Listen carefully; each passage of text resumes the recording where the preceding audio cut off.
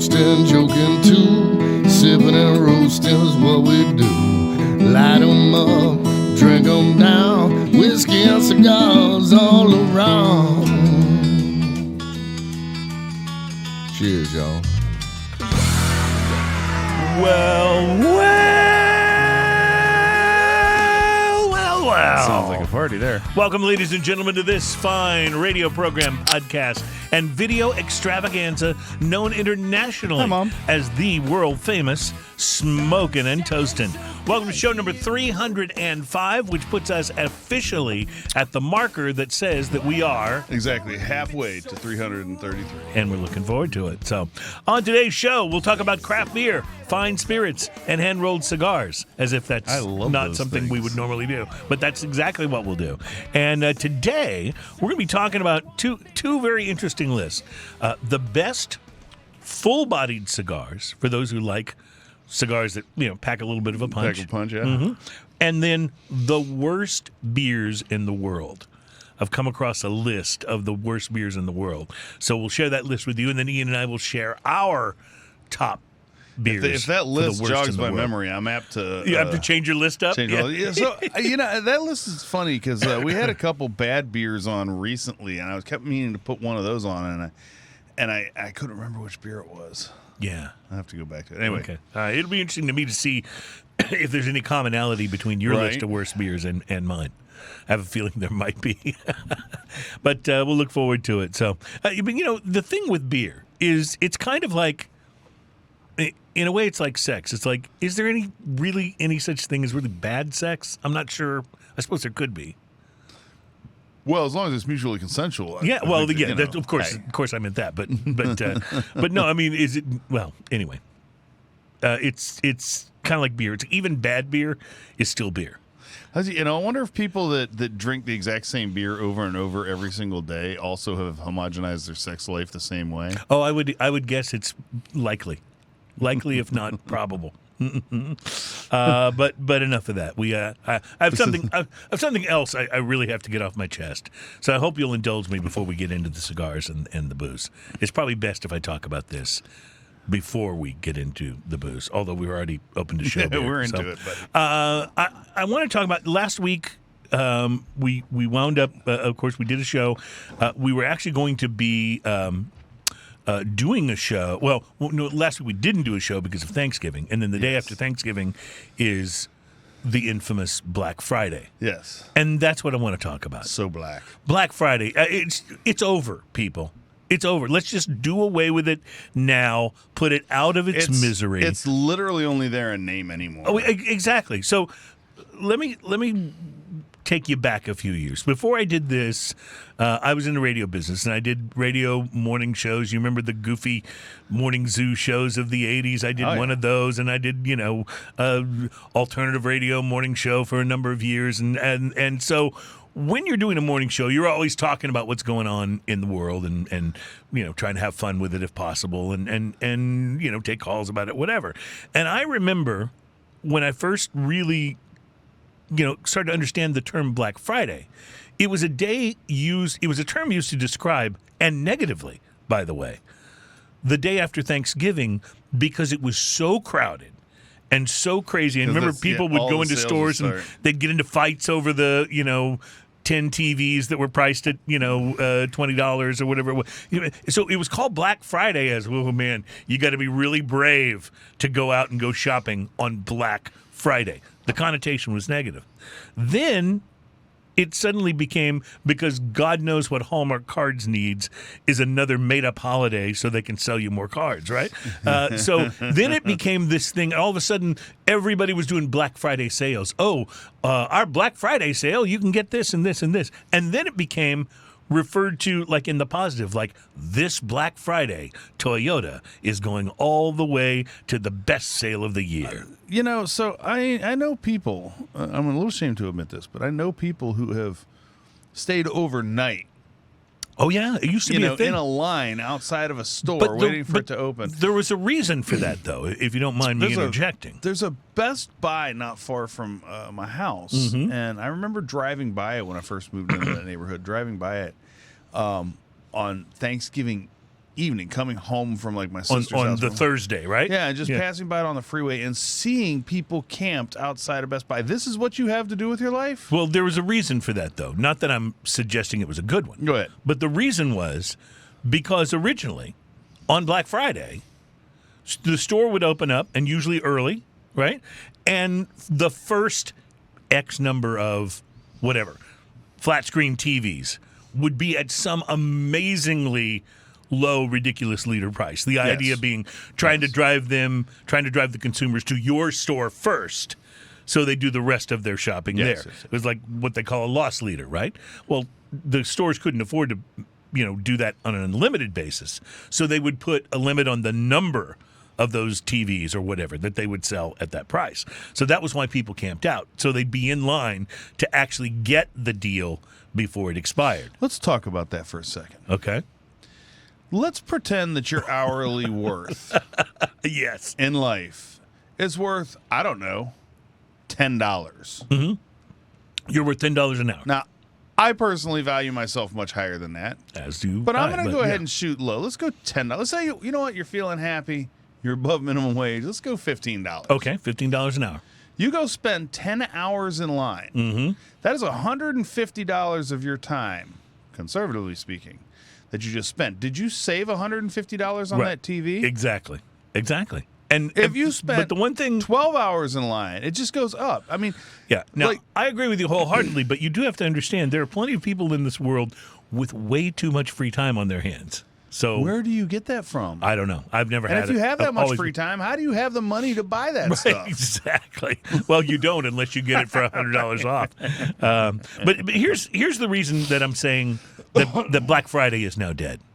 Oh, it's been gone. Yeah, Because go ahead. now when you go into the store on Black Friday, not only do they not have those first 100 TVs at, $500 off or whatever, they don't even have any specials that are just for that day anymore. No, because everyone buys stuff online now. Right. And companies, I've seen so many ads that have said things like, all November, get our Black Friday prices every day. Yes. So there's no meaning to Black Friday. There's so many pre-Black Friday right. deals. Or they call it Black Friday and it starts in October. It used to be called Stormy Monday, Oh, yeah? Is that what it was? No. Well, my point to the whole thing is it's not special anymore. In fact, all of the headlines for this year's Black Friday were that people went out, but the traffic and sales were down based on Black Fridays of the past. Go figure. When you can get the same sales Right. the week. Look, Why would you have to go out on Christmas what used to be stuff- this horrible day? It's gonna. I have a prediction. Within the next few years, Black Friday is going to be the best day to go shopping because nobody will be out. Nobody goes out, right? Yeah. Right? Because historically it's the worst, right? Yep, So, yep. Christmas stuff has been out for almost a month now. Mm-hmm. Like right when Halloween went down, it's like Thanksgiving didn't even happen. I don't even remember seeing Thanksgiving stuff in the store. I remember Like, the first. Christmas stuff Yeah. came out right after Halloween. I and remember that's the just way first it's been. TV commercial I saw. I think it was during like a football game or something, maybe like a preseason football game. First TV commercial I saw that said this holiday season was in August. Yeah. Yeah, that's wrong. That's just wrong. But hey, Putting the cart before the horse, so to speak. I think so. But we won't take up any more of your time on this. But just remember that I said Black Friday is gone. It's dead. It exists Cyber no more. Monday doesn't even exist anymore. No, it's because just sales. Right, exactly. It's sales, and those sales have been good all month. Yep. So amazing. Yeah. But leave it to corporate and retail America to take something that used to be a thing and squeeze it for every penny they can Everything's until it's worth. no longer a thing. Yep. Next it'll be something else. I can't believe there's not more Christmas in July sales, but trust me, they're coming. It'll happen. That's going to be a thing within the next 5 years. Guarantee it. So, we have a lot of fun things to talk about today. We have some beers to taste from Klaus Brewing Company right here in our hometown of Houston. We'll be tasting, and I love this name, their Edelweizen. Uh-huh. Yeah, it's their Bavarian-style Hefeweizen from Klaus. I don't know if you've had this before or not. I've been to the brewery. I know you have. I've had pretty much everything they All made. right. It's So real we'll look good. forward to tasting this out of the can. From Charlottesville, Virginia, and Three Notched Brewing Company. We'll be know that trying their 40-mile IPA. All right. So we're looking forward to that. And then I'm so excited about this. Anchor Brewing Company from San Francisco, California. Their 2022 Christmas Ale is out. I haven't tried that have one. it, and it's going to be, I can't wait. I hope it's going to be awesome. And then for our spirit today, we're tasting Reservoir Distillery's Hunter and Scott Bourbon Whiskey, which I have here. And as you'll notice, Ian, I have violated the OSHA rules because I have not taken off And the if someone plastic gets or cleared the neck. If So- someone gets an aluminum cut from opening that. which would be you since you'll be opening it. So, there's that. but I appreciate that you're willing I have to to take take on all the risks the here. dangerous roles on the show. I appreciate Do it that. on camera. Yeah, very, very good.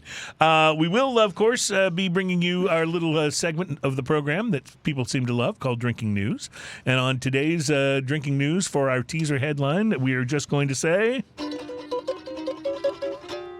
it's another edition of Drinking Escapades. That went over well the first time we did it, so I thought we'd try it again.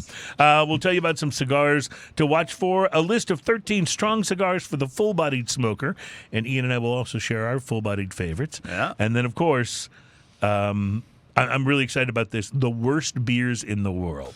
Can't wait to There's delve got to into be a this number list. one for everything. Yes, there is. Whether we agree with it or not, and that's half the fun, right? That's why I like watching those Watch Mojo videos on YouTube. Because the most fun thing is when they get to number one, you go, "Oh, that shouldn't be number one." Well, the what Watch are they Mojo thinking? videos those are dialed in at the very minimum. Like, Oh, yeah. like those are called in. Yeah, but it's still kind of fun to disagree with the list. Yes. You know what I mean? That's part of the fun. So that's why I think I like lists so much. So a lot going on the show. I'm sure you've had an opportunity to smoke because it's been a little while since we sat down together and talk about it. So across the last couple of weeks, do you have an opportunity for anything I picked interesting? up, this morning. I went out on my patio. A beautiful day today. Oh, gorgeous. in Man, Houston. so beautiful. Went out on my patio and fired up a Montecristo Platinum Series. Oh, nice, Robusto. nice. Platinum Series been out since like 2002. It's been out a long time. I've had a few of them before, but I've never done a review on them. So I thought I'd sit down and actually think about this one. And I've always enjoyed them. So I'll go ahead and let that one out, let that cat out of the bag. This is a 5x50 Robusto San Andreas Cubano wrapper, Dominican binder, Dominican, Nicaraguan, and Peruvian filler. Ooh, nice. Yeah. 4 different countries coming together on that one. The appearance, rich medium brown wrapper, veiny and leathery to the touch, somewhat oily. Dual bands. It has the Montecristo band in silver. And then the Platinum Series. I guess it's not silver, it's platinum band. And with a firm overall feel. The pre-light sniff on this, I got earth and barnyard. And then at the foot of it, I got hints of coffee and dark fruit. I used a plug on, or I used a punch? plunge. Thank you. I wrote the word plug for one reason. But you used a punch. I used a punch. Okay. And it was plugged. Okay.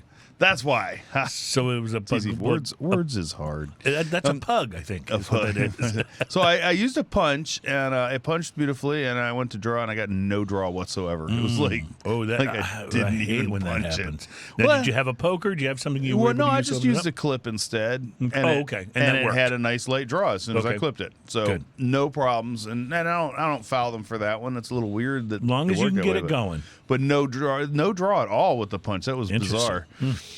When I used the clip, it had a late draw to it, fruity and sweet with coffee and rich earth, underlying nuttiness and minerality. A lot going on just without even lighting it. Firing it up, I got salty and leathery, earthy and sweet with a touch of pepper. The retro hail is sweet and nutty. This is really nice right off the bat.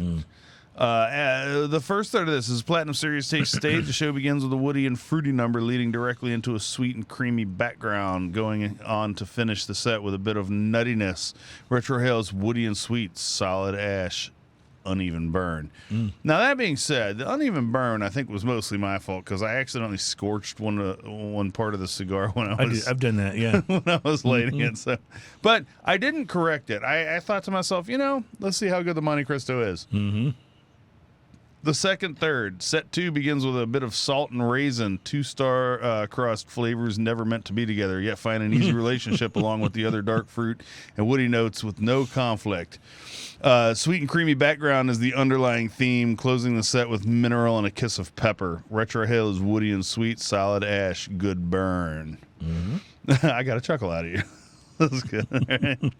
3, the last third of this last set begins a bit more spicy. Pepper ramps up and adds hearty and meaty notes to the overall theme of salt, raisin, dark fruit, leather, wood, mineral, and cream. Closing the show on a medium to full strength. Solid ash, perfect burn by the end. So it went from being a little uneven to being correcting good itself, yeah, to being perfect. Yeah, Love it it. just corrected itself perfectly. Love it. I smoked this thing down to like my thumbnail, and by the way, my thumbnail in the picture has a little a black stain under it because I was staining a guitar neck earlier. Oh, this that's not weekend. from the cigar. Then. Okay, good to know. Because I was grubbing around in the dirt. Mm-hmm. There's some lovely filth over here. Anyway, the price to quality. You can buy this cigar pretty much wherever at about $11. Okay. Between $11 and $11.50, I think. It's a good cigar. 5.5. Oh, nice. 5.5, 100%. It is a On good the price cigar. to quality scale. I did not buy it at $11. I got it at $3 Ooh. on a cigar bid. Oh, nice. So At that makes $3, it, at $3, it's a 9. Yeah, well, sure. It is a 100% 9. So a great cigar that's worth it plus Yeah. at 11. And if you can get it on a cigar bid for 3. If you see that, now keep in mind this is full flavor. Well, it's the big side of medium to the small side of full. It is a pretty big flavored cigar, especially for Montecristo. And so if you see this at $11, buy it and try it. It's great. It's worth every penny, maybe worth a little more. If you see it on Cigar Bid and you can get it for $3 to $4 a cigar, yeah, that sounds great. it is unbelievable at that price. Now, how patient did you have to be to find that good of a deal on Cigar Bid? You know, it's I have a kind of a Zen kind of outlook when it comes to Cigar Bid. I just put my bid in. I go, this is how much I can actually spend. Yeah. And if it exceeds that, I don't even think about it twice. Yep, I don't go, yep. oh man, I wish I could have, or I should. I don't stress it. I'm going to spend more to make sure I get it. Right, exactly. Yeah, when you're selling, that's what you hope people do. But when you're buying, right, yeah, don't care so much. Yeah, exactly. Well, I had a very interesting cigar this week, and this is going to shock you. You won't see this coming. I smoked an AJ Fernandez cigar. That's to bizarre. Talk about today. I know. Way AJ left field. I am a fanboy, but I came across an AJ Fernandez cigar that I was not. That I had not tried, so I had to, and so I'm going to share that with you. It's the AJ Fernandez New World Dorado Robusto. Oh. And the Dorado is the latest addition to AJ's excellent New World line of cigars. Most of the tobacco used in the blend is grown at AJ's Dorado farm in Nicaragua. Thus the name of the cigar. Dorado means golden, and there is a kind of a golden hue to the color of the tobacco on this one, but I think the Dorado reference is really about apparently the kind of unusual color of the soil at this particular farm has a sort of a golden hue to it. So I think that's where it came name from. It's a very pretty cigar. Box pressed, smooth wrapper, no bumps or soft spots, and a nice golden band that still, despite being kind of big, manages to be understated at the same time. It's very classy. The Dorado is rolled using a sun-grown Nicaraguan Habano wrapper with binder and filler tobaccos from Nicaragua, so it is a Nicaraguan Puro, and much of the tobacco is all from this one farm. There was a little bit of cocoa on the palate from the pre-light sniff. I also got a barnyard note, and what struck me as just a very well-aged tobacco flavor or note. The cold draw backed that up as well, along with a dried fruit or raisin note. Now, the Robusto is actually, you'll see it here in the picture over there. It's actually almost like more of a Toro in size, but it's very lightweight. I can't help but thinking that maybe other cigars this size usually feel like they weigh a little more in your hand. I don't know. That may be just something weird. But anyway, I used a punch. I lit the foot with a torch, and I got busy smoking the New World Dorado. Now, given the all-Nicaraguan makeup of the cigar and my previous experience with other sticks in the New World line, I was expecting a pretty substantial Nicaraguan pepper blast. Yes. I didn't get one. What? Yeah, there was pepper on the palate, to be sure. But the first note that really hit me was leather. It was joined very quickly by white pepper, cedar, and earth, but leather led the charge, at least for the first third of the cigar. One of the most interesting aspects of the Dorado was the earthiness. It joined the palate party pretty early on in the first third, but particularly by the time I hit the second third of the cigar, it was more prevalent, giving the cigar kind of a classic Cuban sort of a taste. You said palate party. Yeah. AJ's Diez de Gloria line of cigars has been described as a sort of a classic Cuban taste, but I think the Dorado may be a little closer than the Diez de Gloria, in my opinion. Final third retained the earthy, genuine tobacco note on the palate party. I just said that again because you seem to like it. And it left a tang of red pepper on the lips. The retrohale gave very similar flavors to just the normal smoking of the cigar, earth, leather, and a touch of pepper. There wasn't a great deal of change as the cigar smoked, went from the first third to the second, first to the second and third. But it did have quite a bit of complexity. So it wasn't just a one-note thing. It was complex. It just didn't morph a lot as it went. Suffice to say, if you like this one early, you'll like it all the way through. Nice. It's a good way to say it. Construction, damn near flawless. Box press cigars don't always seem to be able to burn quite as razor sharp as rounded ones in my experience, but the Dorado came pretty close. I tipped the ash about every inch or so, but I have no doubt it could have held on longer if I wasn't so chicken. So the focus on the tobacco from one particular farm really makes the Dorado an interesting experience. I almost felt like I was learning something about the soil of this particular location. Not that I'm sophisticated enough to really be able to explain that in the way that like a wine guy like a Mark Burrell could explain terroir. Right. But it just gave me that kind of a feeling, and so it was kind of an enjoyable extra level to the cigar. Started out medium-bodied, moved a bit towards full as it smoked. The Dorado was very interesting. I would recommend it for somebody who's trying to learn to identify flavor notes in a cigar, because it doesn't change up on you a whole lot. You'll have a chance to really kind of sit with it and get what you get from the different flavors in it. Kind of the same way I'd recommend like a Perdomo Lot 23, which is a lot of tobacco from the same farm, and it gives you a chance. It doesn't change a whole lot. It gives you a chance to kind of take that earthiness in and really get a feel for what that is like on the palate. Was it my favorite AJ blend? No.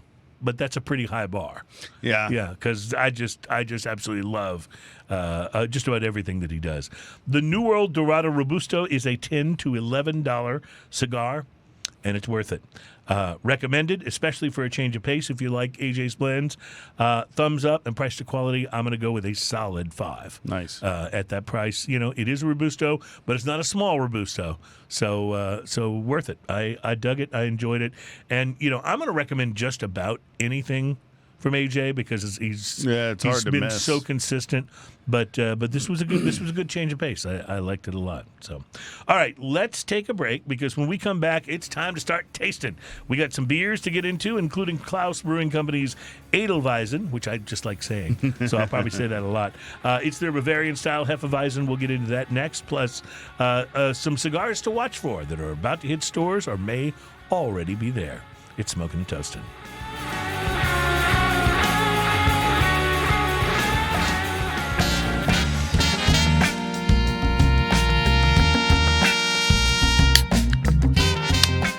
Welcome back. That's such a welcoming sound.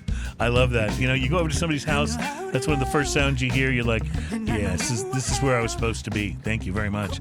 It's Smoking and Toasting. Our program is all about craft beer, fine spirits, and hand-rolled cigars. It's show number 305, and while Ian pours us some Edelweizen from Klaus Brewing right here in our hometown of Houston, let me tell you about a few cigars to watch for. When Rocky Patel's original Edge cigars were released, they were something of an outlier in the cigar world. Rocky, in fact, said, when I came out with the Edge, people laughed at me. He said, 100-count tray, a cigar with no band, they said it'll never sell. But sell it did. It became one of his best-selling cigars of all time. It quickly gained a very serious following, especially with its wallet-friendly suggested retail price of, at the time, $5. Remember when you could get an Edge for $5? Those were like the good old days. Anyway, the brand has expanded quite a bit. New sizes, new blends along the way, and they don't come in the 100-count crates anymore. And have gotten a bit more expensive, but they're offered in 7 different lines and now have foot bands, which Rocky added in 2006 to avoid customer confusion. But now he's releasing an Edge Anniversary Edition. So this will be something very different, very interesting. Edge 20th Anniversary, a 3-size celebratory line that is launching right about now, as a matter of fact. The blend is completely new, consists of an Ecuador Sumatra wrapper that Rocky says is more than 10 years old.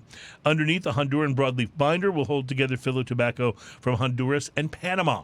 It'll be offered in Robusto, Toro, and 60, which is a 60 ring gauge. Right. In terms of packaging, it's a bit of a departure. The boxes aren't rustic, but they're far more refined, with finished surfaces and beveled edges, and true to its origins.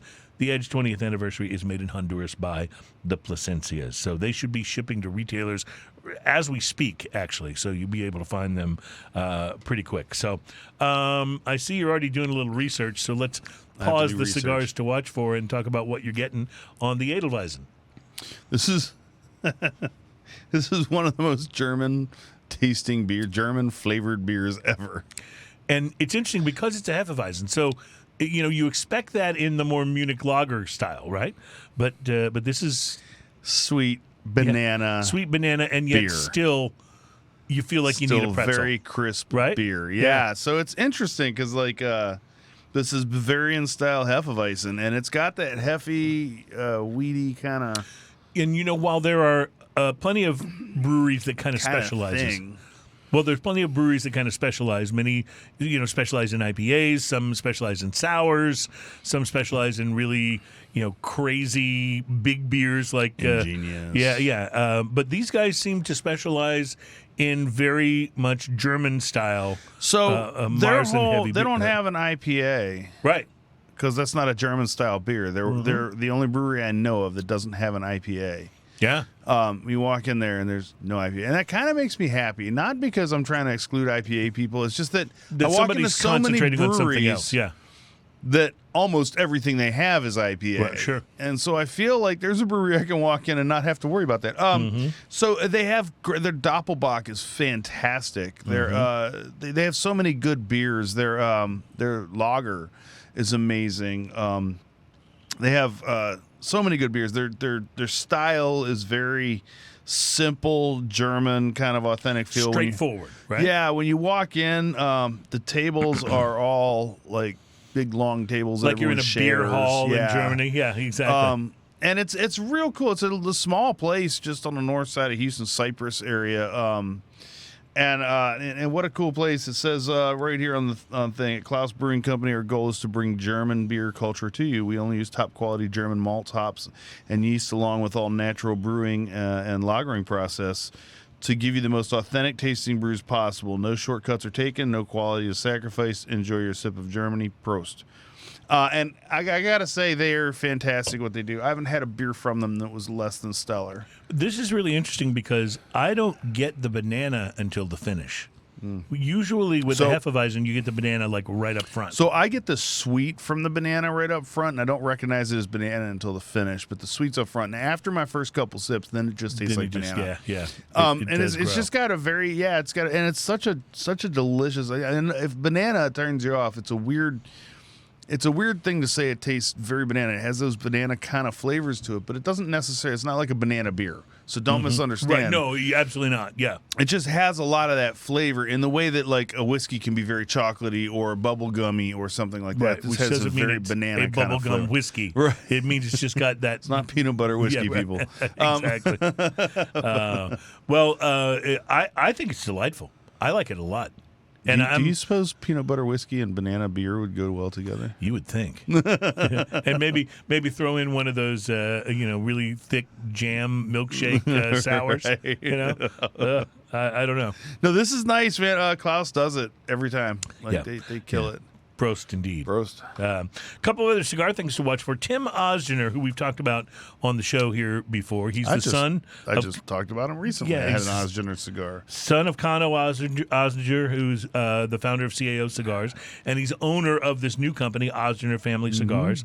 He has shifted production of his debut Bosphorus cigar to Ernesto Perez Carrillo's Tabacalera La Alianza in the Dominican Republic. Oh, interesting, because I just reviewed that last show. Yep. Cigars were originally made in Nicaragua at Tabacalera Picardo, and they've been on sale since August. They were the first Osgener cigar blend in about 12 years, marking his return to the business. But he and Ernesto are far from strangers. Ernesto and Kano apparently knew each other for years and were very friendly. And they used to even barter back and forth a little bit with stuff. So anyway, it's a really interesting change. There's going to be, Tim Osgener says, a subtle change to the blend.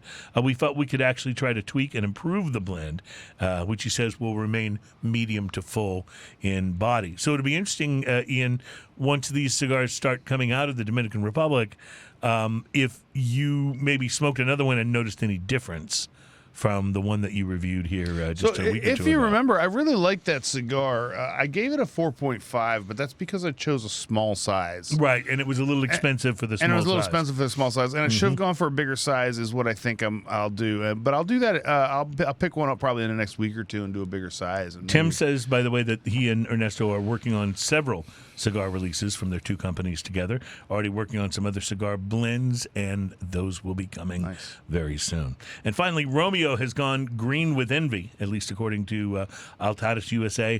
The newest released and color of the iconic brand Romeo and Julieta Envy is a limited edition cigar made by the Plasencia family in Nicaragua. It's a follow-up to last year's Romeo and Julieta Eternal, and it's coming in December to retailers near you. It's composed of only Nicaraguan tobacco and comes in one size called Amulet. It's a $17.50 cigar. It's a 6x55 and packaged in glossy green 11-count boxes. Wow. So it could be like something that would look good under the tree, right, for the holidays.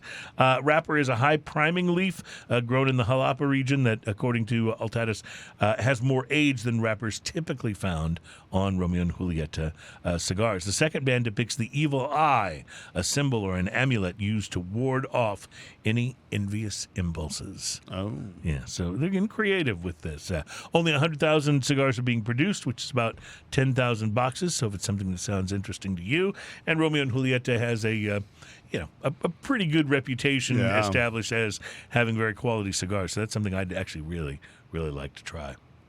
This beer, the more I drink it, the more I like it. I like how not carbed it is, too. Right. It's not carbonated. It's not highly carbonated. As a matter of fact, it's very low carbonation in it. But it is still refreshing. Now, see, sometimes the lower carbonated beers are not quite as refreshing as I would say this one is. No. Yeah. Something about the finish and that banana, it just kind of crisp and finishes very nicely. And then I say this all the time. As someone who loves IPAs, and I've tried hundreds and hundreds of IPAs, generally the easiest mistake I think brewers can make with an IPA is overcarbonating. There are some where I might have really loved the flavor, but the carbonation drove me away. It gets distracting. Yeah. It really does. So I think it is always impressive when somebody can use a lot less carbonation, like in this beer, and really give you a chance to focus on the flavors, but yet it's still refreshing. It doesn't come across as flat.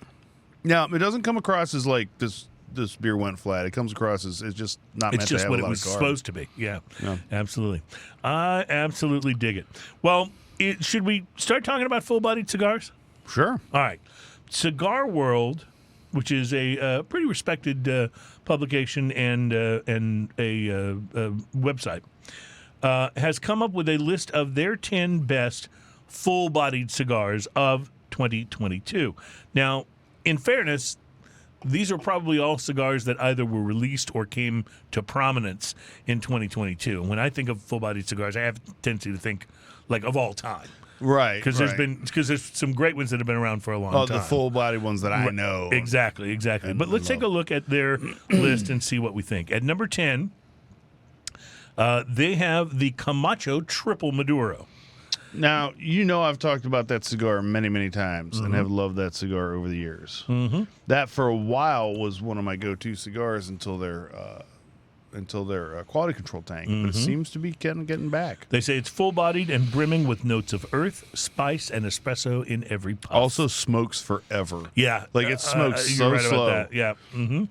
The number 9 full-bodied cigar of 2022, according to Cigar World, the Punch Gran Puro Nicaragua.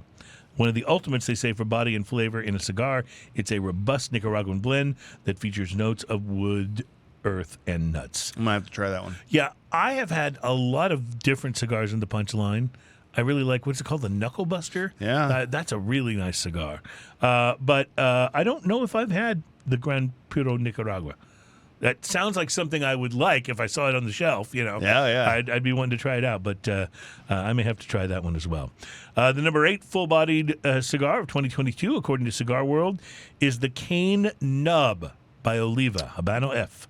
Short, stout, and sumptuously full-bodied, Cane's Nub Habano F comes draped in a hearty Habano wrapper and provides delicious notes of leather, toast, and coffee.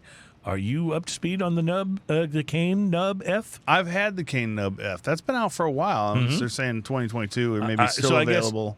So I guess maybe this is not necessarily a just. And I like the Nub 2022. F. That's a good cigar. I know you like the nubs in The general. nubs in general, I really like. Like, I don't know that there's anything in the line that I don't like. And the Cane nubs are interesting because the Cane line tends to be a bigger, fuller, more robust line.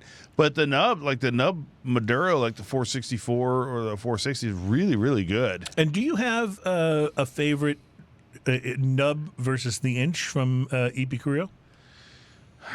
I think they're kind of different things. Like, Yeah. the inch is so good.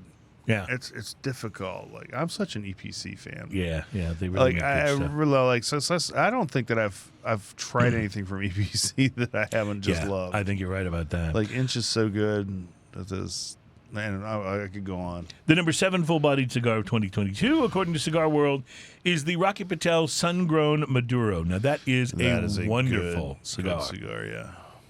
And an easy one to kind of overlook if you're talking about full-bodied. I mean, yes, it is full-bodied, but it's not necessarily what springs to my mind when I think, oh, what great full-bodied cigars do I really Well, like? I always tend to go like to the far extreme of full body. Right, too, exactly. The Alec Bradley Black Market Esteli is the number 6. That's a good cigar. Full-bodied cigar of the year, featuring a full-bodied 4-country blend of tobaccos. It's complex, luscious, and loaded with notes of earth, pepper, and leather. That is a very good cigar. I like the Black Market a lot. Number 5, the Joya de Nicaragua Antaño. 1970. I like that cigar, too. Bursting with notes of leather, spice, and earth. It is a rich, full-bodied cigar and comes draped in a sumptuous Nicaraguan Habano Criollo wrapper. I actually just bought some of these, so I'm Nice. excited about Get the little red on the label, right? Yeah. Excited about smoking these. At number 4 on the list, the My Father La Opulencia. That's a good one. Almost all of the My Fathers that I can think of are pretty full-bodied. So I'm trying to think, is there one that I really like the best out of them? The My Father Maduro. Yeah. Just straight up Maduro. Yeah. Oh, it's wonderful. So good. It's wonderful. Chocolate bomb. Yeah, it is really, really wonderful. But the Opulenza is a really, really good cigar. They say it's full-bodied and box-pressed, flawless draw and flavorful notes of cocoa, earth, and oak. Number 3, the Liga Privada T52. Both of us have reviewed that cigar on the show at separate times and reviewed it very well. Wrapped in a glistening Connecticut Habano wrapper, the Liga Privada T52 features flawless construction and bold notes of cedar and leather. Number 2, this ought to work for you. The Padron 1964 Anniversary Series Maduro. Full-bodied, full-flavored, and Nicaraguan. It's a complete, complex, box-pressed cigar where every puff gives way to notes of cedar, earth, and a sweet caramel finish. So is the 1964 is part of the 1926 series, right? I get confused. I think that's how that I think works. that's right, yeah. Go ahead. I'll talk more about that later. I get confused. But their number 1 full-bodied cigar of 2022, this surprised me. I don't know that I necessarily think it's wrong. But their number 1 was the Davidoff Nicaragua. And I reviewed that last year. it's a first for Davidoff because it's an all Nicaraguan tobacco blend that is as complex, they say, as it is unique. It's a 10-year aged Habano Rosado wrapper. Every perfect puff presents flavorful notes, they say, of coffee, leather, and a floral finish. So, yeah, Davidoff, Nicaragua. I have not had this. So I had the box press, $14 for this Robusto 5x40. It's pretty pricey. Could be worse though, because when as soon as I say Davidoff, I hear the cash register sound effect. You know what I mean? So here's the funny thing. I enjoyed it a lot. I gave it a price to quality. I gave it a 6 at $14. Oh wow! So I obviously, That's a pretty ragingly good review. Yeah, and obviously it was very good. So I sent Ian a note earlier in the week and said, "Hey, we're going to talk about this list. Why don't we each make a list of our 3 favorite full-bodied cigars, just based on our personal taste and because I know we both like full-bodied cigars. My sort of sweet spot is medium to full, but every now and then you want just a full, Sometimes you want that really big. You know? So as you know, by our accounting of halfway to 333, that my math is sometimes off. So my list of 3 might look like 5. Okay, well that happens. But there's a few that I just can't leave off, and so let's start with All is forgiven, my friend. Padron, Okay. 1926. Yeah. The entire series. Yeah. All of them. All of them. Except for that one. Yeah. That I reviewed not very well. And that was the number 60, I think. But the 1926 series, I believe, encompasses the 45th anniversary, the 1964 anniversary, all those. I think it encompasses all those. And so if that's what I mean, like they're all so good. And one of my absolute favorite cigars of all time is that 45th anniversary, which is in that series. Okay? So good. Yeah, so good. Let's put that up there as like, if it's in no particular order, that's probably still one of my number ones. Gotcha. Number 2, that Oliva 135th anniversary. Oh, yeah. But it's hard to just say that because that cigar is so good, and that's definitely right at the beginnings of full flavor. Yeah, it's But that whole Serie V line, that and the Melanio, like they're all in that same range. It's funny because I don't think of those as full bodied because they don't come across with that much punch, but they really are full bodied. 100%. And so, but let's go with some obvious ones just to toss it out there. LFD. I mean, I could just say LFD, right? But let's point out they don't make it anymore. But the triple Lajero, oh my gosh, that thing was amazing. The double Lajero is amazing. The Andalusian Bull, all of those, like it's LFD. I'm going to put that one up. The La Gloria Cubana. Yep. Serie R. Serie R is and very I like full-bodied. both the Serie R and the Serie R Maduro. The Serie R Maduro has been on my buy list for a long time now too. Yep. And that's I'll leave it at that. But there's always so many that I could name. Well, I did add a 4th, so I didn't have. Your math isn't much better than mine. Exactly at 3. Well, it was almost more like a tie at 3, to be honest. My tie at 3 are both A.J. Fernandez cigars. The regular A.J. Fernandez New World, the basic blend. It is a full-bodied cigar, and it's so good. And it's one of those cigars, like, sometimes you're really in the mood for a full-bodied cigar, and sometimes, like, you're kinda. If you're really in the mood for a full body, nothing quite seems to work like that New World blend. It's just amazing. So it's just fantastic. So I had a kind of maybe an honorable mention with AJ, and that was the Hoyo Black. Oh, and yes, I couldn't decide if that was a full flavored or if that was just on the big side of medium. But go ahead.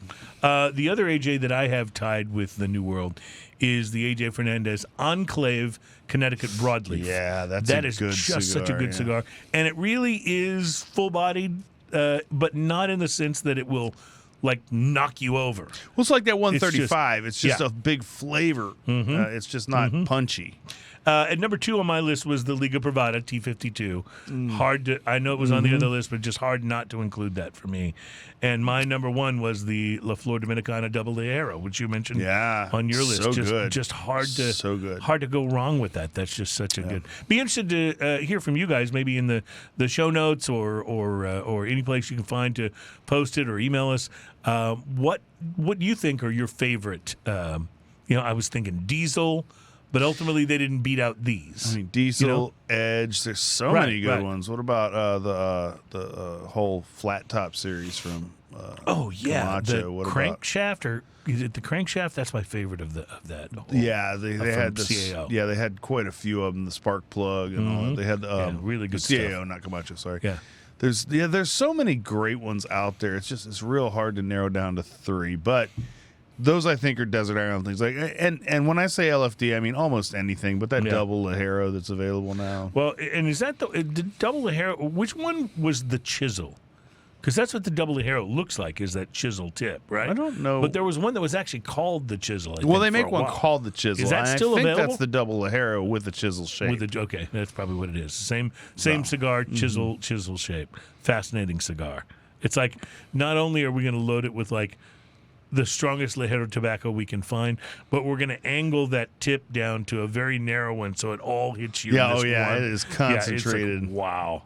All right, we're going to take a break. We'll be back in just a moment. We still have drinking news on the way. We're still going to talk about the worst beers of all time. And as if that weren't enough, if you're desperate for a World Cup beer in Qatar at the World Cup, we might be able to help you out. We'll be right back. Smoking and Toasting. Welcome back at Smoking and Toasting. Our program's all about craft beer, fine spirits, and hand-rolled cigars. Oh, I love that sound. While Ian is pouring our IPA, I'll just mention it's made a lot of news this week that Qatar, however you pronounce it, they basically reneged on their $75 million deal to sell Budweiser at the stadiums for the World Cup games. They accepted the money and then they went, no, we don't believe in that. We're not going to do it. And it wasn't anything to do, oddly enough, with the quality of the beer. It's that it was beer at all that they wanted to ban it. So there is a USA supporter who is a traveling aerospace salesman named Ed Ball, B-A-L-L. And Ed had initially built this map as a useful guide for himself, but it is blowing up now as people around the world, it's already had over 500,000 views from fans who are looking for places that they can drink in Qatar. So if you go to Google and search Ed Ball Beer Map, you will find a list of places, just in case you're, over there watching the football matches.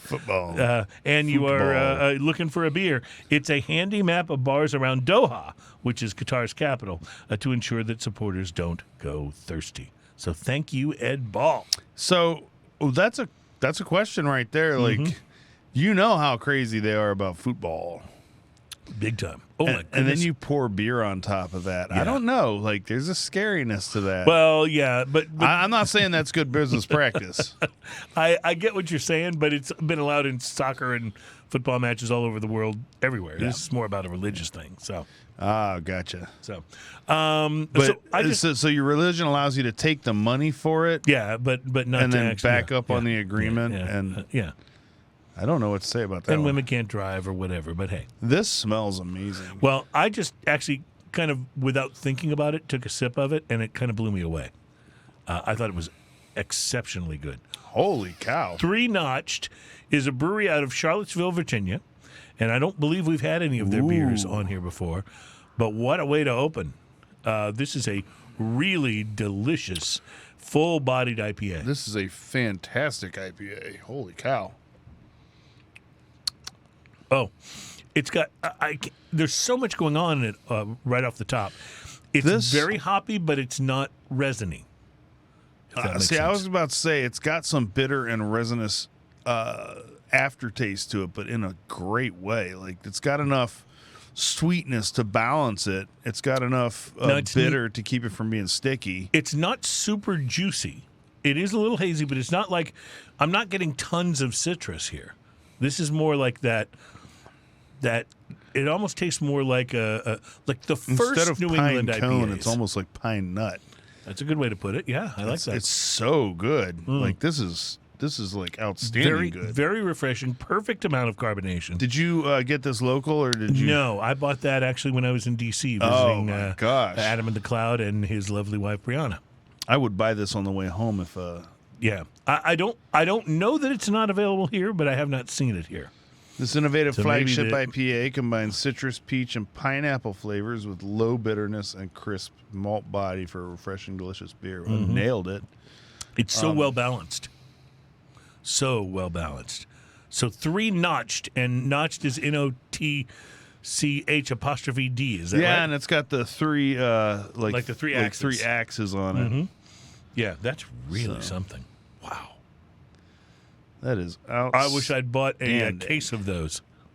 Yeah, I bet. So when I was there, one of the things This is that one I of the did, best IPAs we've had. one of the things that I did when I was there is I went into one of the big grocery stores, a Wegmans, I think, and they had the little thing at the end of the aisle where you could mix and match a 6-pack. So I just looked for beers that I'd never seen, here before, so we could, because we're always looking to, to be able to try beers that are available in other places that may or may not be available here. So I came home with a couple of 6-packs. I actually had Adam send them to me, and I brought a few of them in. Some of them we've liked better than others. Yeah. I think this may be one of the better ones that we have tried. That is an outstanding IPA. Proudly brewed and packaged by 3 Notch Brewing Company, Charlottesville, Virginia.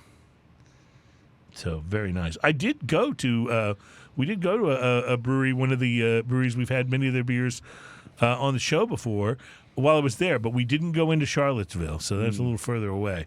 But I would love to if they make an IPA that's that good in a can.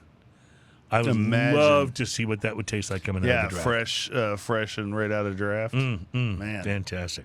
All right, we're going to savor this a little bit and take a break. We'll be back because we have whiskey to taste, and we have another thing to talk about, which is the worst beers in the world.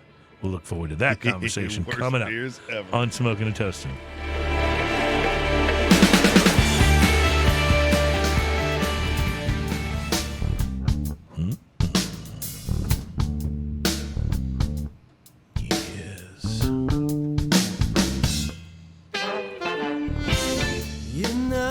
Welcome back, ladies and gentlemen. It is Smoking and Toasting. Our program's all about craft beer, fine spirits, and hand-rolled cigars. Ian is opening a bottle of whiskey, and I'm going to start in on this list because it's kind of a long one. It has 25 different beers on this list of the worst beers in the world.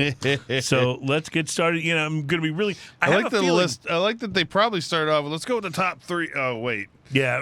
Okay, top 7. Wait a second. All right, so I'm just going to say, I have a feeling you will have tried a great many of these. So I'll be interested to see what you think of their positions if you have. All right? Starting at number 25, Old Milwaukee. Oh, not good. Should it be higher on the list than 25? I don't know, man. It's so standardly not good that it might just be too familiar, Number 24, Heineken Light. Oh, God, that almost made my list. I almost put it on my list. Well, Heineken Light, right? Heineken Light, specifically Yeah. Heineken Yeah. Light. I almost had it on my list, and then I had some other things. At number 23, this is going to piss some people off. At number 23, Corona Extra. I can agree with that, though. Yeah, I had a feeling you would agree, but I just know a lot of people that like Corona. As Like Corona, John? Yeah, as the Spanish would say, Corona es no bueno. Yeah. They got Snoop Dogg, they got I've Tony exhausted Romo. all of my foreign language speaking skills in that one sentence. Then this next one may befuddle you. Number 22, Desperados. I've never heard of Desperados. I don't even know Have what it you? is. Yeah, it's an American lager. It's brewed by Heineken Nederland. And it's known for its distinctive tequila flavor, it says, God. resulting in an alcohol by volume of 5.9%. I got to tell you, I love tequila and I love beer. I don't even mind drinking them in the same sitting. But I do not want a tequila-flavored beer, nor do I want a beer-flavored tequila. No, and if tequila... They're two different things. As delicious as I think tequila is, if tequila was only 5% by volume, probably leave it alone. Number 21 on the list is Black Label. Oh, yeah, it's not good. That's made by Pabst, and it's 21 on the list. At number 20, and I've had this one, Tecate Light. Oh, no good. Yeah. How are you on regular Tecate? Will you drink one? If it's the only thing, and God, do not put salt in my beer. Yeah, please. Or lime. Number 19 is Kirin Light. Now, I will enjoy... If it's the only beer around, Kirin's not the worst. Yeah, I will enjoy a Kirin or a Sapporo. Sapporo is, I think, better. far With superior. Sushi. With But sushi. that's like, when you're talking about like Mexican beers too, instead of Corona or Tecate, I mean Modelo is far superior. better. Negro Modelo especially. Negro Modelo is great, actually. Yeah. I love that. At number 18 on the list, Colt 45 malt liquor. Now, I didn't know malt liquor came into this. I was going to say, I don't think it's fair to include malt liquor on this list because otherwise... But I just want to point out that otherwise the beers... it'd be everything from 18 on up But the would be beers malt that are lower than Colt 45... Yeah, that's pretty bad. Holy Corona Batman. is lower than Colt 45 Well, on this list. and Heineken Light is... Have you had that stuff? I have. So awful. It makes me want to cuss a little bit. At number 17, Labatt Blue Light. Oh, Labatt Blue, not so bueno. I haven't had the light. Yeah. Beck's Premier Light is number 16. Beck's I'm not a big fan of Beck's. Beck's in general is not so good. It's like everything you hate about a really skunky IPA and none of the stuff you would love about it is kind of what Beck's reminds me of. Number 15, I was not familiar with this, but I love the name, St. Ides High Gravity Malt Liquor. Oh, St. Ides is bad. Have you had it? It's bad. Yeah, okay. Number 14, and I love this because it's just so simple. Coors Light. Oh yeah, Number Coors 14, Light. Coors Light. Don't let the early warning system on the can. If those mountains ain't blue, run for your life. Don't run for the mountains. Run for your life. It's awful. Number 13, and I didn't know this was even around anymore, but I remember it from years back. Red Dog. Is that still there? I don't know. Still Apparently, around? yeah, it's an American lager made by Miller Brewing. And it had its peak of popularity before the 2000s, and it says it's hard to find in stores today. But its manufacturer, the Miller Brewing Company, remains one of America's most significant brewers in operation since 1855. I mean, if they're putting malt beverages on there, Zima's got to be on that list somewhere, right? See, I don't think they should put malt beverage, like malt liquor on here. I just don't think it should be. At number 12, a number of steps higher on the list of worse beers than Corona is Corona Light. And they're right about that. Yeah, that was you brought that in one day, and that was not good. That was the one you brought in, wasn't it? Yes. Yeah, Corona it was Light. Terrible. Corona Light. Well, we did. In fact, I was talking to my buddy Steve Robinson, who is a very mainstream beer drinker. Right, he's not into craft stuff that much. He was like, "Hey, when are you going to do another light beer taste test? Because you were out when we did the light beer blind taste test, and I invited Steve and Maria Todd in and they to both taste it with me. They both like the mainstream beers. Yeah, so I thought that would be a good balance to my beer snob. Your beer snobbery. Yes, exactly. Number 11 on the list is Keystone Lager. Keystone almost made my list. Yeah. Keystone and Keystone Light are almost indistinguishable from each other, by the way. Yeah. Oh, that's right. And they're much different than Stone, which they tried unsuccessfully to look Grab like. me a Stone. Yeah. Can you imagine ordering a beer that you thought was a Stone and you get beer, a Keystone, and you wind up with a Keystone Light? At number 10, and I just love that it's this high on the list. It's the 10th worst beer. You're talking about a list that includes, Colt 45 malt liquor. And worse on this list, at number 10, is Bud Light. Now, I always, whenever I see somebody drinking a Bud Light, I always, and I don't mean this in a snobby way, I mean this in a, I want to be helpful to my fellow mankind kind of way. I always want to say to them, there's so much better. You remember the old Colt 45 commercials that were on TV? Oh, yeah. Colt 45 malt liquor. Did you? I remember the jingle, my friend. Did you ever see it? There was a Saturday Night Live episode that had, what's the guy's name? Fred Williamson, I think. Yeah. Was the actor, and they did a spoof. You talking about Fred Armisen? Fred Armisen? With the glasses? The Snow is the 70s Oh, guy. okay. 70s black actor that okay. I that don't did remember. like just tons of stuff. You know him if you saw him. I thought it was Fred Williams. Anyway, if I'm wrong with the name, but they did a spoof commercial and it was for a Colt spoof 45? beer called Yeah. Cold Cock. Oh, yes, I remember that. I have seen that, actually. That's pretty funny. Look up that commercial. That's hilarious. You can find it on YouTube, trust me. Number 9 on the list is Keystone Premium. Yeah, who You gotta cares? you gotta know your beer's bad when your premium is higher on the list than your light. That's a good indication you are How not bad moving is in your the light right beer? direction. You know, Michelob Ultra has to be on there too. Yeah. Oh well, we'll see. Number 8 is Busch Ice. Anything Busch with Ice. ice after it. Come on. Yeah, uniquely, Busch Ice has a slightly sweet taste, which many drinkers are not fans of. There's got to be a achieved Bud through the Light Ice on brewing there too. Well, Or Bud Light Clamato. Jeez, I didn't Oh, God, I didn't even awful. think of all these until just yeah, now.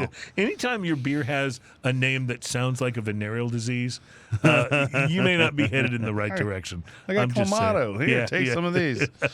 Does this look infected to you? At number 7 on the list is Natural Ice. Natural. So this would be like ice. the- not even Natty Light. Yeah, this would be like the ice version of Natty Light.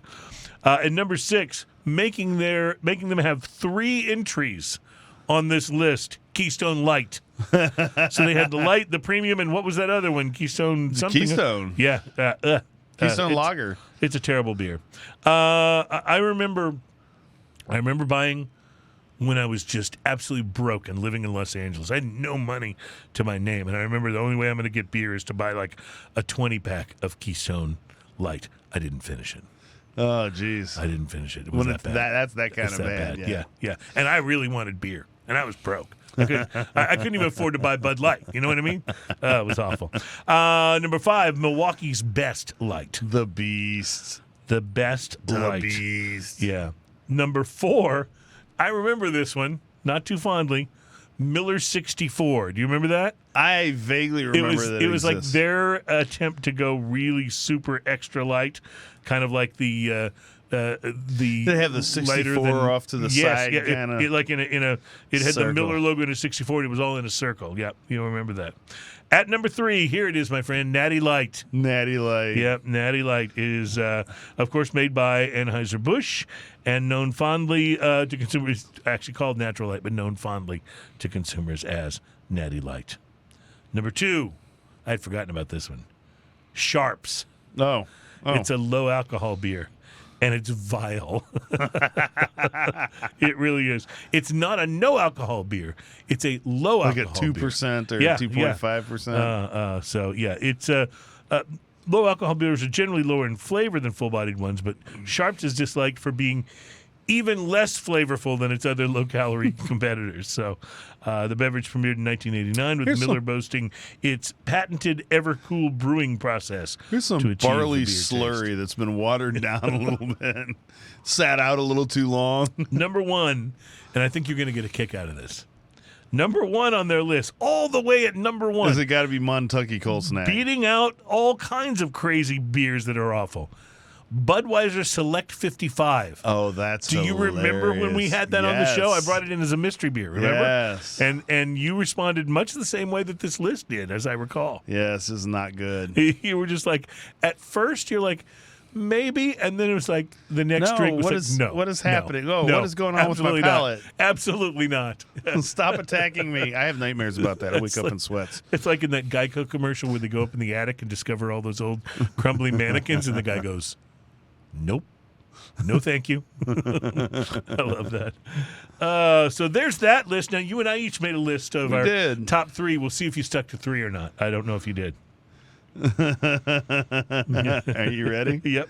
Worst beers in the world according the worst to beers. The worst beers that I've personally experienced. Uh-huh. So Montucky Cold Snack is on this list. Now, these are in no particular order, okay? Okay. Montucky Cold Snack is disgusting, and probably because Chris Hart keeps trying to I don't explain understand. to me that it's He good. has such good It's taste in so many freaking things. Terrible. But I don't know why he likes the it's Montucky. so bad. Yeah. Ugh. It's not good. It is. Yeah.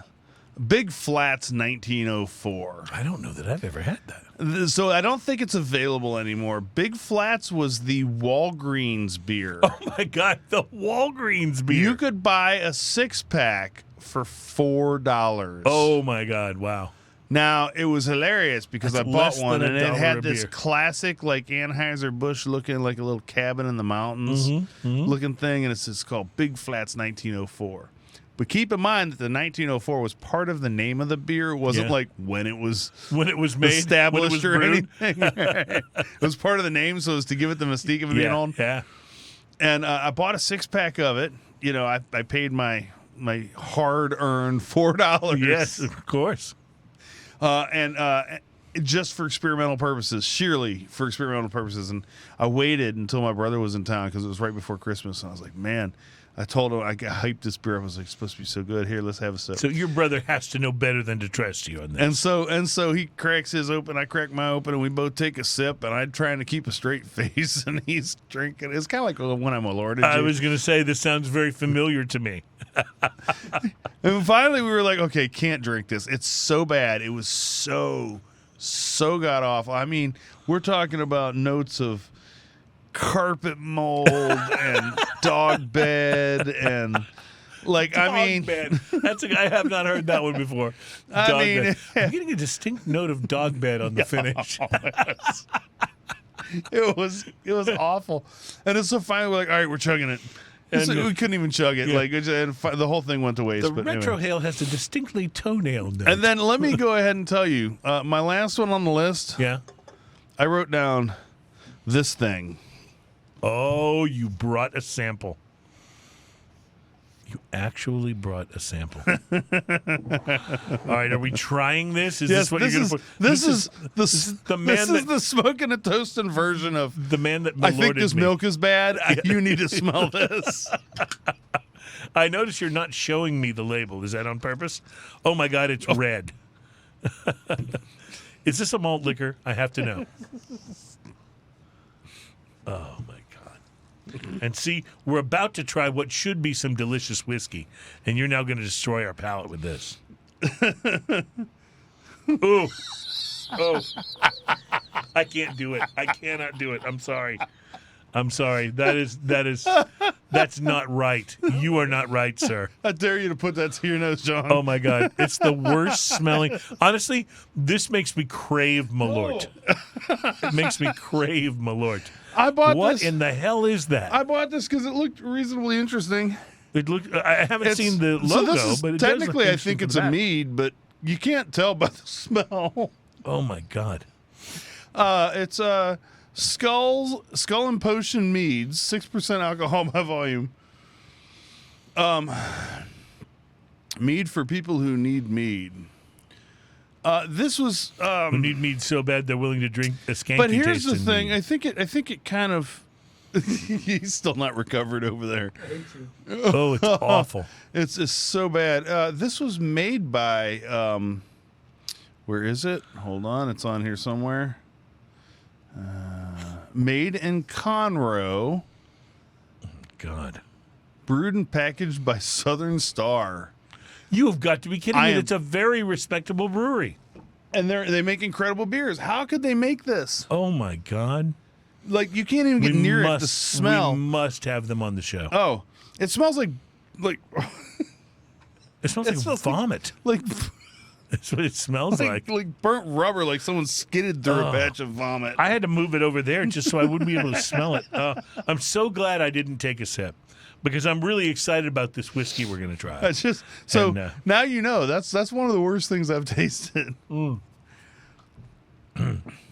What got you to taste it? Like just curiosity? Well, so I was outside first off with the wind blowing and everything, and I cracked it open, so I didn't get that Oh, okay. vomitous whiff of it. And I took a sip of it, and I was like, what has just happened to my face? I get it. I was like, what is going on here? I don't have any idea what's happening. And yeah. I'm smelling it now from over there. You know what I'm going to do? I'm just going to take the headphones off, and I'm going to carry this out of the room. That's how bad it is. Were you going to get a picture of the can? Literally. Oh, did we get a picture of the can? Oh, no. Do you want a picture of the can? Do you? Here. If nothing else, let's show people what to avoid. You see what I brought to We'll this show show? people what to avoid. This is what Ian does to me. This is Yeah, look, it's all about experience. It you really cannot does. be It allowed really to does shop smell. unsupervised again. I'm just saying. It really does smell that bad. Oh. It is so god awful.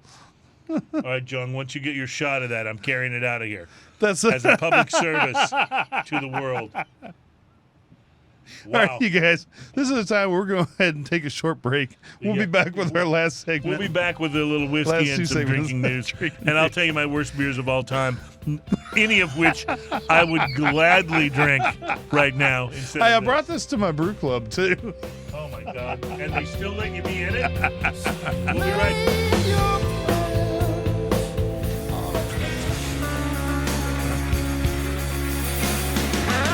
Welcome back, ladies and gentlemen. It is Smoking and Toasting. Okay.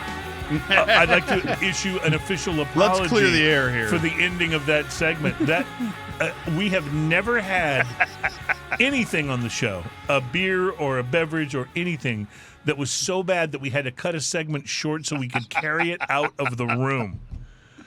That was a first. In 305 shows, that was a first. And he malorted me twice.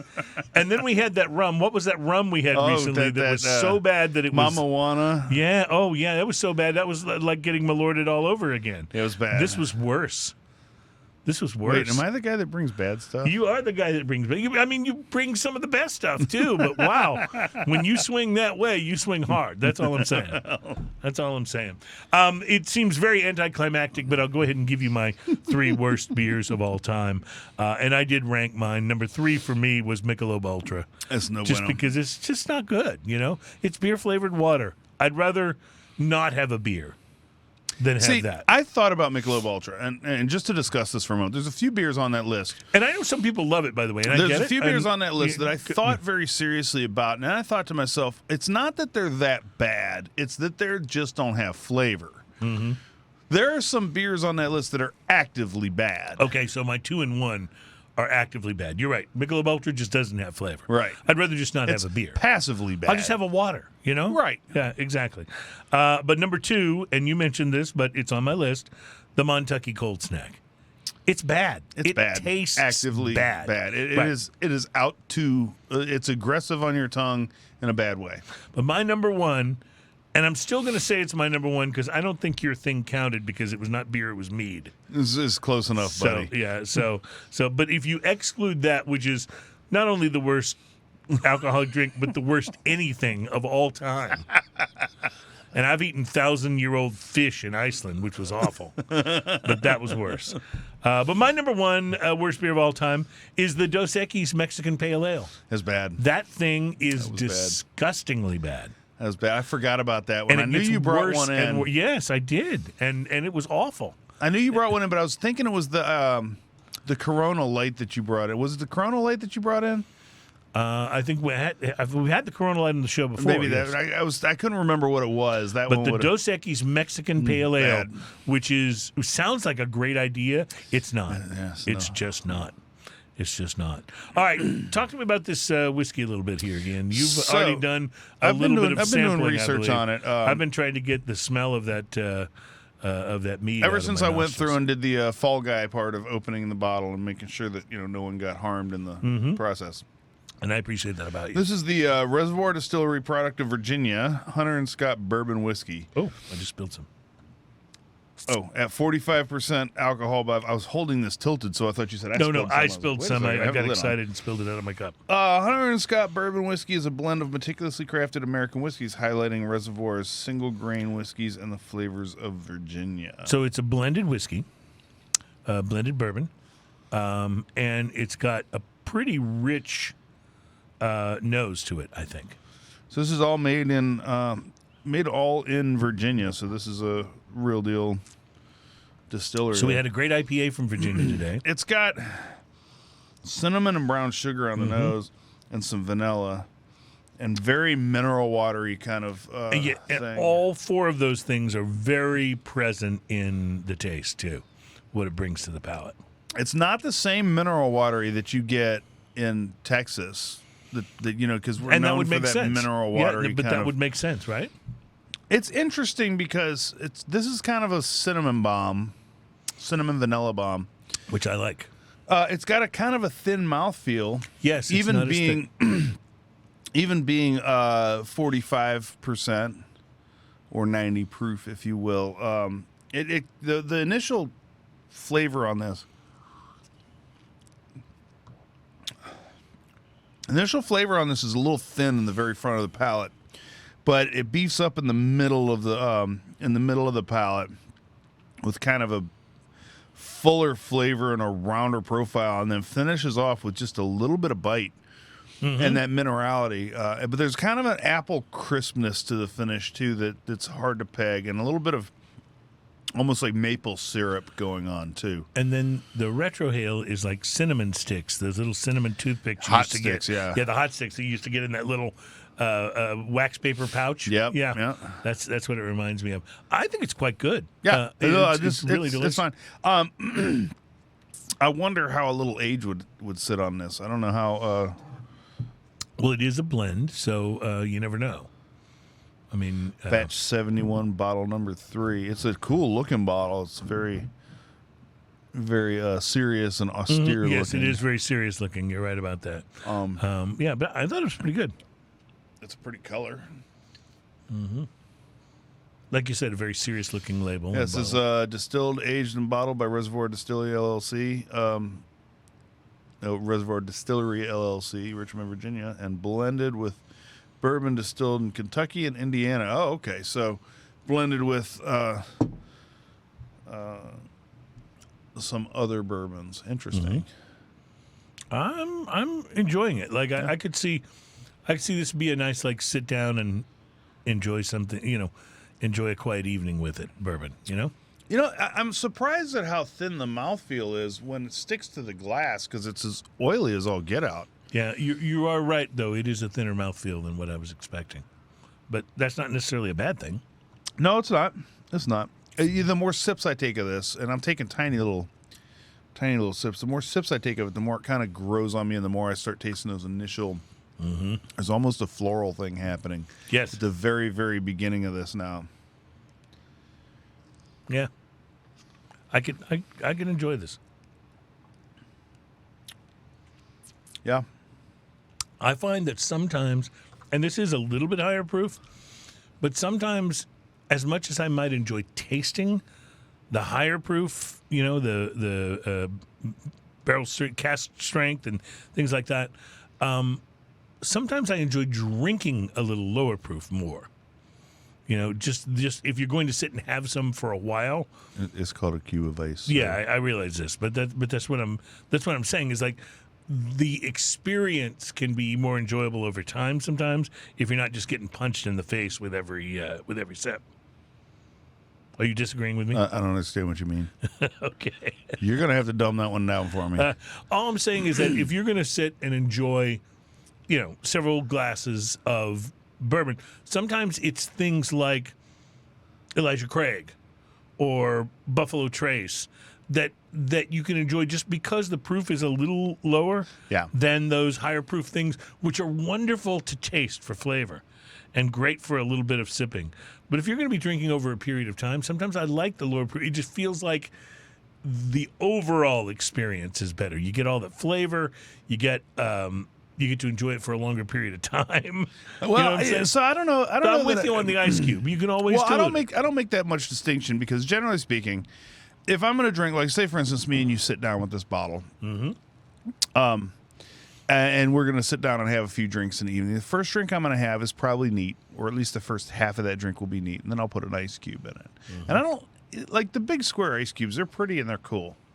But I actually want a small chip of ice. I want something that will melt in. Right. Because I want to dilute the whiskey a little bit. I want it to open up. I want to taste all those different flavors. I want to taste it cold, and then I want it to still be in my hand when that ice is gone and it's warming up again and taste those flavors while it's opened up, warmed up again. So, and then almost every drink that I have after that will have a chip or two of ice in it. Right. So it's going to dilute it down a little bit anyway. So I get what you're saying, but I generally... Like the way I sit down and drink bourbon, I'm generally going to water it down just a little bit anyway. Got it. I understand this, but yeah, this strikes me as something I could enjoy having an evening with. Yeah. You know what I mean? That it's that kind of a flavor, even though it's a little bit higher proof, but not much. So anyway, It's pretty nice. very good stuff. What do you say we do a little drinking news? I'm down with that. All right, I'm going to invite you to bring along your ukulele. We have our drinking news. This will be drinking news escapades today. So I am ready when you are. Drinking news, drinking news. Now it's time for our drinking news. Drinking news, drinking news. Now it's time for drinking news. A Florida man with one arm said he had a gator for a pet. When asked about his absent arm, he said, I had to take my gator to the vet. drinking news, drinking news. Now it's time for drinking news. Cheers, y'all. Well, welcome to Drinking News, my friends, where it is time for another Drinking News special report. A little something we like to call Drinking News Escapades. Taken from blogs, diaries, tweets, and posts. These are stories of people who may have had just a little too much, like Speaking of which, and then shared their stories with all of us. Here, you knocked your glass onto the floor. Thankfully, I had drained it, so there was Let me get you a new one. There was no liquor left in the glass. I noticed you're not saying, no, please don't do that. No, I couldn't, really. There's the story of @FoggyDew, who tweeted, I came home overserved and showed my ID to my dad at the front door of our house at 4 a.m., thinking I was going into another bar. My dad was in full cop uniform, headed out the door to go to work for the police force. I got in, but I wasn't allowed out for a while. That's a great story. Jesse on Twitter posted, That's funny. one time I got drunk with an old teacher from high school, and apparently at one point during the night, I raised my hand and asked if I could go to the bathroom. That's a great story. That is a great story. That's a good one. Boss Lady 0888 has an interesting idea that clearly comes from experience. She posts, if you drink a bottle of wine before walking your dog, it kind of feels like he's helping you solve a crime. Nice. Maybe you're walking McGruff the crime You dog. know, years ago, I lived in a Montrose and I had a dog, and I would walk the dog occasionally with a glass of whiskey in my hand. Around the block, didn't matter. Yeah. Like, who cares? Right. Marcos was feeling a little embarrassed after tying one on and getting so drunk that he called his local pizza shop, a place called Mario's Pizza, and went on a rant about how it was so unfair that Luigi never got any credit and how everything is about Mario, even saying he has his own pizza shop. That's pretty good. That's pretty good. You remember there was a video game called Pizza Time? Well, I don't think I remember Pizza Time. I remember sitting in a pizza shop playing Pizza Time. Oh, that's It was there's a something terrible weird about video that. game. There's something weird It about was like that. Joust. It was just an awful video game, Oh, but yeah. kind of the idea was neat. Joust was kind of an interesting idea, but it sort of played itself out pretty quick. Playing that game was terrible. Yeah, it was an interesting idea, but a guy named Brock had an interesting drinking experience when he got hammered and decided to rename all the contacts in his phone with their individual spirit animals. He posted his story along with the question, who the hell is Eternal Baby Chinchilla? That's good. That's really good. I love that. That's fantastic. That may be my favorite so far. Betty posted this story. After a long day and night of drinking, I woke up in bed and went to grab my phone. It wasn't there, but there was a piece of toast in its place. After searching the house for my phone, I finally found it. It was the in the toaster? microwave covered with melted cheese. Oops. Well, what could be worse than that? Maybe this. Kristen Rose reports that she woke up after a night of drinking and discovered that she had texted everyone in her contacts list, inviting them to join her in forming a Nickelback cover band called Knacklebick. Know when to say when, people, for the love of God. So that's it for another episode of Drinking Escapades. Reporting live from the rehearsal space, where I've just about learned all the chords to This Is How You Reprimand Me. My name is Cruze, and that is your...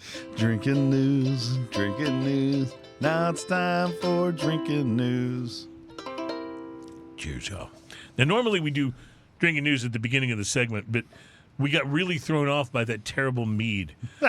and so it's actually more like the end of the segment here, and we'll be back in a moment. But I just have to say, I've been to Southern Star Brewery.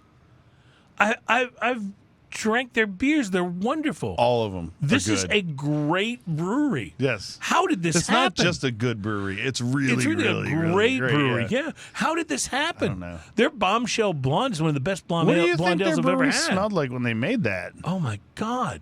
I know what this room smelled like when there were just 2 open containers of it sitting here. I have never seen you react like that. It was visceral, wasn't it? Yes, Yeah. it was. That was Yeah. crazy. It was unbelievable. I'm just so glad that I actually took a sniff before. That's why I said, I drank what it. do you think of the way it smells? Oh, and I at least thank you for that. See, this shows there is some humanity left in you, Yes, sir. Not much. Yeah, But, not much, but there is something still left. Wow.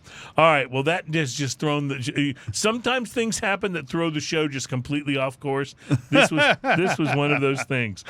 So we will be. We'll be back to taste one more beer. One more beer, sir. Yeah. All right. So we'll do that in our final segment.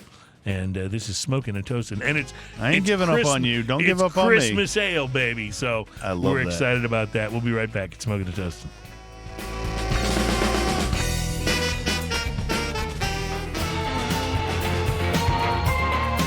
Welcome back. It is Smoking and Toasting. Our program is all about craft beer, fine spirits, and hand-rolled cigars. Don't forget mead. And mead, yes, really awful mead. By the way, we didn't mention this earlier, but we do want to say thanks to our special guest from the last show, vintage spirits expert Robin McAdams. Robin was a lot of fun to have on the show. He was a blast. He was. We just had so much fun, tasting those older spirits, and it made me feel kind of, I don't know, maybe feel kind of like I was a history buff for there. I love how into it he is too. The story wise, he's like so far into it, and the amount of time and effort that Yeah. he puts into searching these spirits out. So speaking of time and effort, one thing I take pains to do every holiday season, and the holidays are definitely upon us at this point, right? Every holiday season, I search out Anchor's Christmas Ale for the new year, and with the good fortune of the beer spirits. They've guided me to it once again this year, and I'm excited to try it. I always love it. It's always different, but there hasn't been a year where I haven't thought it was terrific. Like St. Arnold has such an amazing Christmas their sale. Christmas ale is great. I buy But it their every year. Christmas ale is I've the actually same already- every year, and it's I've actually fantastic. I've actually already had some. I already had a 6-pack. I of it. have as well. And I like it very much. But you're right; it's the same. It's the same Christmas ale every year. And We I know we love can that count for on it. Yeah. And right up there with it, as we found with the blind taste test last year, is 11 Below's Yes, absolutely. offerings are so good. The Eureka Heights Christmas beer is yes, wonderful we just too. had one of those. That was pretty good. Called Yeah. it was Tinsel That was Trousers. the tinsel trousers, yes. But so- but this one is kind of special. First of all, Anchor is one of the oldest craft breweries in America. Yep. And secondly, their attention to detail on their Christmas ale has always been spectacular. This is the 48th. You always have to twist the bottle a little. to Oh, it read goes the- across that whole center. So hold on. Okay, I was like, this is the 48th. This ale made with natural tree every year. Like it doesn't make any Yeah, sense. right, Hold on. yeah, You got- yeah. hold on. Give me a second. I'm gonna spin. This is the 48th from our brewers at Anchor. This ale made with natural flavors features a new recipe and tree every year, but the intent with which we offer it is the same: joy and celebrations of the newness of life. Trees symbolize the winter solstice, when the earth, with its seasons, appears born anew. Mary Ellen Pleasant planted blue gum trees in front of her San Francisco home in the 1800s. The home is long gone, but her landmark trees remain a living tribute to the mother of civil rights in California. cool. So the trick there is to actually pivot the entire thing. Yeah, and you just reading keep in a turning. circle. You just keep turning the bottle. Yeah, I know it's very interesting, and I would just say I have loved this beer. How many Christmases have we been doing this show? Is this like 5 or 6? Yeah, and by tree, they're talking about the picture on the Right, front. that's the always blue a gum tree. different tree, one of those trees that they're talking about there. So what's interesting to me is how consistently good this beer has been every year, and how different it has been every year. Yes, and it's always interesting, different Some ideas. things, for example, like the Goose Island Bourbon County Stout that comes out every year. It's not always that much different. It's always a little different. Yeah, it's there's not always some that differences. much different from the year before. No, this on the is other hand, intentionally different. is This is a intentionally different, right. This is a different beer use a every different year. recipe. So I'm very excited to try this for 2022. Nose-wise, it's very pleasant. It's not real big on the nose. It's very pleasant, it is a though. little holiday festive, though. It is, don't you yeah. think? It's baking spice and a little fruitcake on the nose. Yep. I am so glad that I didn't drink your vile mead, sir, because it would have destroyed my palate for It would have this probably beer. stuck with you. This is Yeah. less sweet than anything that I think I've had from them. Mm-hmm. This is coffee bitter in a wonderful way. Yes. It's also very baking spice with a hint of sweetness in the background. There's a little there's- bit of cocoa, but it's a very non-sweet Right, cocoa. and there's a touch on the finish, just a touch of pie crust, kind of graham crackery That sort of pie flaky crust, graham kind cracker, of, yep. yeah, going on. Maybe not flaky, kind of floury. Yeah, Not flour as in I'm balloon. amazed. This is so not sweet compared to a lot of the other ones. It's very good. It's very good. There's a little hop. There's a little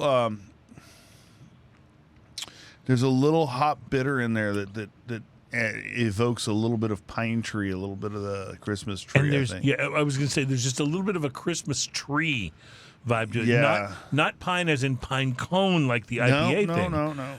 But more like a pine tree or a juniper. But, Like that smell you get when you walk in and there's a fresh Christmas tree. Right. I don't get it so much on the nose, but I get it a little bit on the palate when you drink. No, and especially on the retro hail. There's also a there's a burnt caramel Yes. And this on the is just, tail end of this. This is just wonderfully complex. This is though. Christmas cookies is what it is. It's Christmas cookies without a lot of the sweetness. It's pretty amazing, actually. Always from these guys. They've been so consistent. This is our 6th or 7th Christmas? 5th or 6th at least. Like this, we've had this every year and for the holidays on this show since we started. And it's been out of this world good every year. This might be one of my favorite ones, though, in a lot Really? of ways. Well, Really? and I'll tell you why. It's very different from the previous years. I almost think I should start making sure Yeah. we get one and set it back so we can compare it to that last may not year's. be a bad idea. You think it would last through the year? You would be all right? Depending on what kind of beer that they decide to make. I mean, it's always a Christmas ale, so it's a possibility. But you know what? What might be even more worthwhile than that is making notes on it every year and seeing what the last year flavor profile was. I feel like this beer is a bit like the turtles that hatch and have to make their way to the ocean. You know, if this is sitting in my house being saved for next Christmas, That's going to be tough. will it make it all the way to the ocean? Your wife's of going next to have holiday to season? hover over it. Yeah, she is. She's going to have to protect it with a She's going to whip. have to be a helicopter mom over the beer. A beer copter mom. I got to tell you, this is really, really good. It's really, really full The graham flavor. cracker crust thing on the end, and as I'm sitting here just talking and not sipping, the graham cracker crust aftertaste really, really sticks with you, and it's so good. But it's not sweet and sticky. It's just a hint of that kind of thing. I like the way it says our special ale. Ale with natural flavors. It's 12 fluid ounces and 7.2% alcohol by volume. And it shows the blue gum tree. And I just can't help but love this beer. Yeah, it's I so love good. it. It's fabulous. I'll have What a to way to buy end the some. show, huh? Yeah, man. Yeah, a nice little coda, especially after that horrible detour that we took earlier in the program. That was really I something. always bring the bad That was stuff. really something, Ian. I gotta tell you. I want to share my experiences with you. You are an agent of change. That's what you are. You're an agent of change. I want to thank you guys for being with us here through the holiday season. Our plans got shifted around a little bit. We were supposed to have done this already. In fact, it would have been this week's show. But instead, it's going to be next week's show. Ooh. One of our very favorite guests in the world, Greg Doxakis, Dox, love that guy. will join us from Plantation Rum and BF We'll look forward to having him on the program with us. It's going to be great. And then the following week, guess who's back? Our Back wine again? expert, Mark Burrell, will be here to do wines for the holidays for us. Mark And is so he's fun. so great. He's so much fun, and he always brings great I was wines. totally about to go into an M&M thing, but then you brought up Mark Burrell, and it's Yeah. hard to It's go hard anywhere to- else. Yeah, I understand. We will probably take the week off, the week after Christmas rather than the week before. So our Christmas show will be the Christmas comes on like a Sunday this year. Yeah. So our Christmas show will be the week before, and then we'll take the Christmas week off just to enjoy the holiday with family and stuff like that. And I'll be out of town for a little bit, but we're looking forward to lots of great fun as we get ready for the holidays. And we'll be doing some more holiday beers, I'm sure, and hopefully. And watch for like special posts that I may put up, during the holidays. Ian's kind of like an advent calendar. He opens up different things on different days, enjoys them, and sometimes we'll share them with the world. So thank you guys for being a part of Smoking and Toasting. We appreciate you. We appreciate, I'm even sending a shout out to Southern Star, who I love. Rethink that mead. It's not good. It's no bueno. Love you guys. Have a great week, and cheers, y'all. Cheers, y'all. It's okay. Yeah, you never listen to anybody else.